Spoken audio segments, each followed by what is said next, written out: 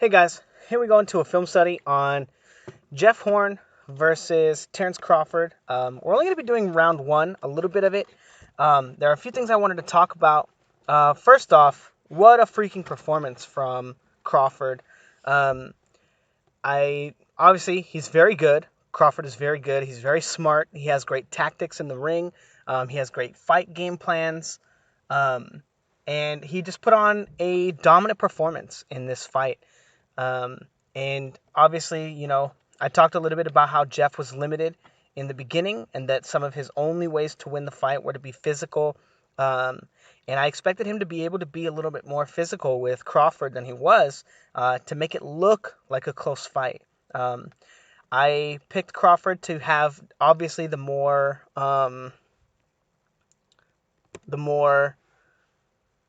clean and efficient punches, but I thought that maybe if Horn was able to kind of maul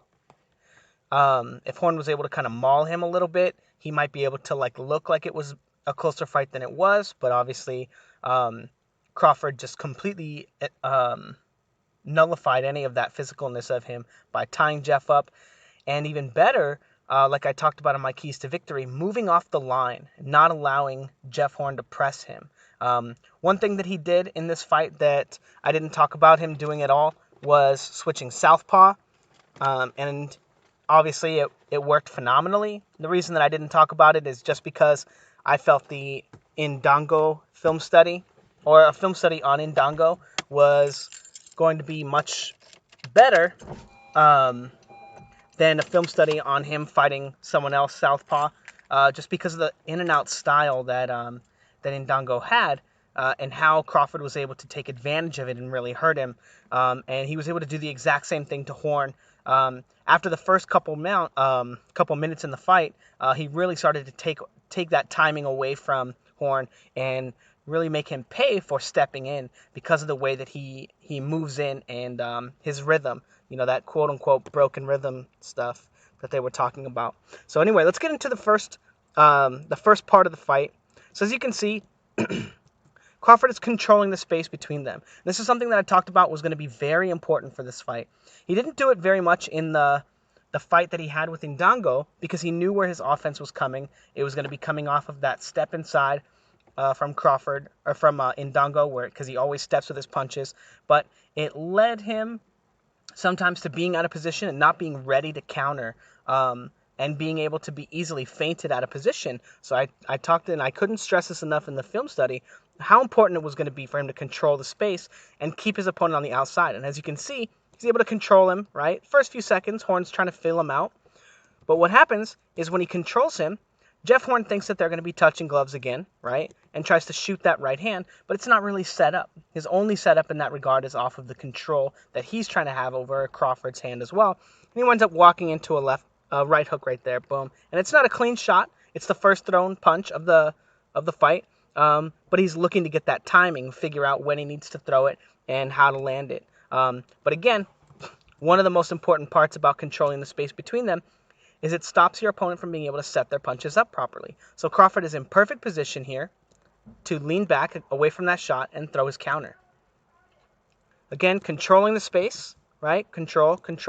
And Jeff Horn looks to take advantage of the control as if that lead hand is a jab, right? Because one of the differences, and one of the things that a lot of boxing commentators, they don't understand, is that just because you're putting your glove out here doesn't mean it's a jab. That's not a jab, right? You're controlling the space between you and your opponent. And a lot of fighters don't ever get to understand the difference. I'm sure Horn will after this fight now. But a lot of fighters don't understand the difference between a probing shot, where you're just sticking your glove out there to get information from your opponent, see how they react to it as if it were a jab, and Horn reacts to it as if it was a jab and throws his hook and almost gets caught with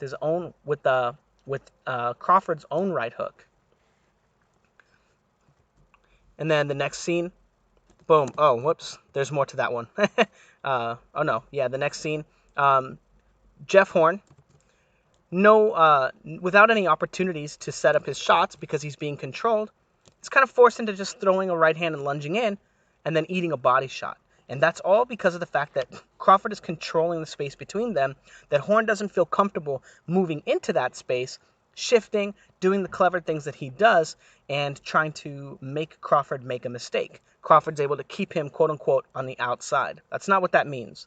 It's not keeping him on the outside, but it's controlling the space between them so that when he does enter the inside, he's not able to do it with any real tactics or any ability to get Crawford out of position first, because that's the danger zone.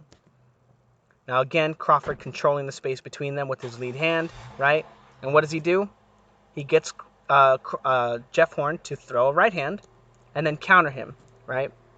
Boom. And I don't think he lands anything here, but again, he's able to get Horn to commit to his offense first, easily parry that shot, and then start setting up the timing for his own right hook. And then Horn misses his next shot. But again, all this is possible because he's controlling the space between them now, and not allowing Jeff Horn to set his shots up and be clever. Now this is the one where there was more space, right? Again, right after that engagement, Jeff Horn immediately commits to a right hook, or his own left hook again, right? Because he can't control the space between them. He doesn't know how to set his punches up. Otherwise, he doesn't understand all of the facets of control, and he loses, like, I guess a good way to say it is patience, right? And it's not that he's not patient, it's that he's being outthought right here, and Crawford is just one level above him in regards to this, and he doesn't know how to. He doesn't realize that this is walking into Crawford's exact game plan. Anyway, walks into it, boom, and winds up really starting to get pieced up. And this is only 40 seconds into the fight. Let's just watch all that one again. But beautiful control from Crawford, and then Horn doesn't feel comfortable walking in and trying to set his shots up, and winds up just walking into some great shots from him. Some more control here, right? And Jeff Horn, again, just committing to a right hand, getting parried, and then Crawford moving off the line. Another thing that I talked about in the build-up to this fight that he didn't do super well against Indongo was moving off the line, so that Indongo couldn't parry him and push him off and, do his own thing and control Crawford, right? So Crawford doing a great job there. Again, more control, keeping Jeff Horn honest, right? And Jeff Horn, again, not able to land any shots. Even though he gets under this hook from Crawford really well, Crawford making sure that he moves off the line and not staying there with Jeff Horn. Jeff Horn doesn't have any opportunities to set up any offense. Now we will be talking about the right hand that Horn lands, but we'll be doing it at the end of the video. But right here, I want to talk about Crawford, again, controlling the space, but using a different strategy now. He's looking to set up his left hand, right? So what does he do? He leans to his right, right? Now he leans down to his left. Horn follows him, right? Horn says, I know what he's doing. I know what he's doing. Then Crawford leans to his right, right? And then he leans to his left, and then he shoots that left hand, right? Now, this is a little bit on the timing of Jeff Horn's feet, right? It's hard to tell right here, but Jeff Horn, because he has that in and out style, whoops, I didn't go back. Because he has that in and out style, when he's about to step on his lead foot, Crawford uses that as his timing to throw his left hand. But again, he's controlling the space between them, and now Horn has to worry about the lead hand control. He has to worry about flying out of his guard without setting up his punches properly and getting countered. And now he has to be worried about the left hand of Crawford that Crawford's looking to set up. Now again, controlling the space, right? Controlling the space.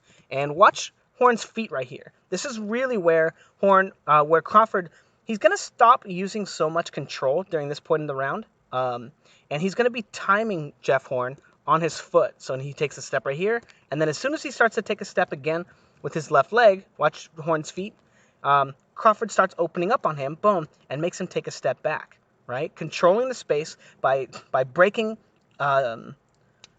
Horn's rhythm. Ironically, Horn thinks that having that in and out style allows him to break his opponent's rhythms, right? And it kind of does, but it becomes so ingrained in his style that he doesn't have any other rhythms himself. And that's kind of what you would, that's part of his craft, right? The way that he knows how to fight, the way that he approaches a fight, so that all his offenses and defenses can be fought off of it. Unfortunately, he's never fought anyone that can really take advantage of that style, where it's a really popular American style. A lot of American coaches teach that, stepping with your jab. And then a lot of coaches, they don't know how to teach their fighters how to fight without it. And I think that's what maybe why Horn had so much success is because he never had to fight anyone who knew how to fight against it in in Australia, where he was, I think he went to the Olympics, but it was a really successful style for him in the amateurs, like it is in America. But Bud Crawford, he's an American fighter. He's seen this style his whole life. His whole amateur career has been that kind of style. Now again, controlling him, and watch as he controls him as Jeff Horn steps with his jab, right? Steps, and then he thinks he's going to step again right here, and Crawford looks to control him and land a shot. Now Jeff Horn again, stepping, whoops, oh, yeah, and again, Jeff Horn finding it impossible to set up his shots, and this punch easily gets parried, and Crawford's able to control him and move off the line. Now, I want you to watch here, right? Watch Jeff Horn's foot movement, right? He's walking back, and he hops back, and as soon as he hops forward, Crawford lands a left hand right there. And it's not super clean, but I do think it splits the guard, and it might hit him on the chest, right here, and not on the chin. But he's doing it off of that timing where Jeff Horn is moving in and out. And again, right here, Jeff Horn takes a step in the middle, boom. But and Crawford throws that left hand. He's trying to time him on that and break that rhythm of Jeff Horn's, because Jeff Horn doesn't know how to fight any other way. Again, really taking advantage of it. And again, taking advantage of that step inside, and he's going to step inside again right here, and then Crawford takes another shot at him. And now, instead of Jeff Horn looking to set up his offense off of his own steps inside, he has to worry about all the offenses that Crawford's going to look to set up. Again, takes a step. He has to worry about all the offenses that Crawford's going to set up on that lead foot step inside. And now he's completely out of his game plan, and every time he takes a step on the inside, he has to worry about Crawford shooting one of those really quick shots, left hand, jab. He doesn't know what it's going to be. Maybe it's going to be a right hook, maybe it's going to be a left hand to the body. He just doesn't know, and he's able to take Jeff Horn out of his element, and really make his strength, what was Jeff Horn's strength, and turn it into a weakness. And this is a sign of a great fighter, you guys, a great tactical fighter.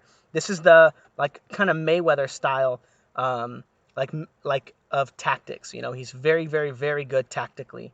On top of the fact that he's also a great fighter, he has great skills, and that he can do this stuff without a game plan. He can fight very well as well.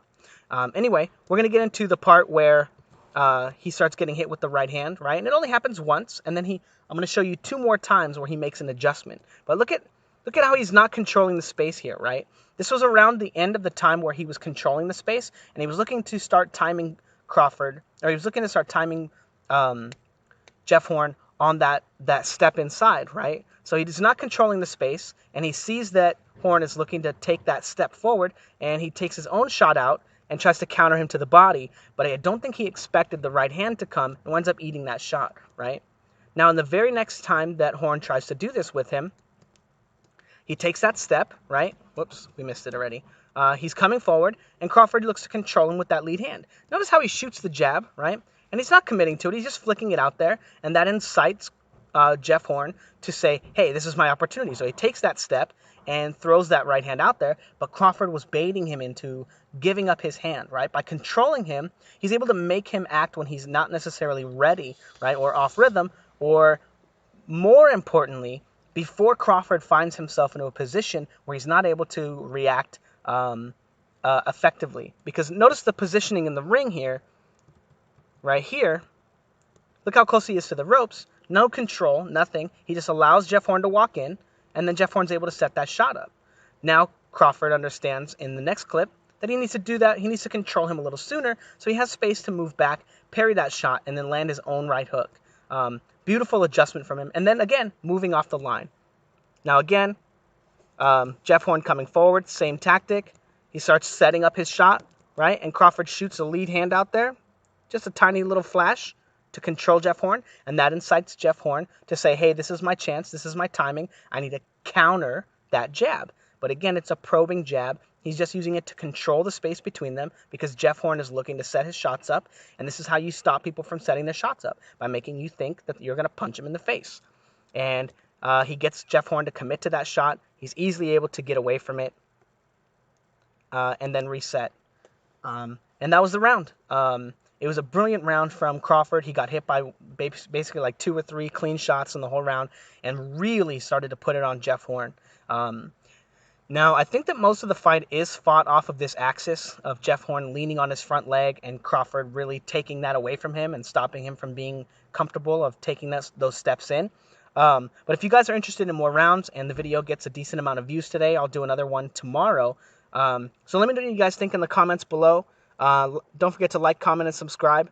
And yeah, put comments. I really want to hear what you guys think about the fight, what you guys thought about Horn before.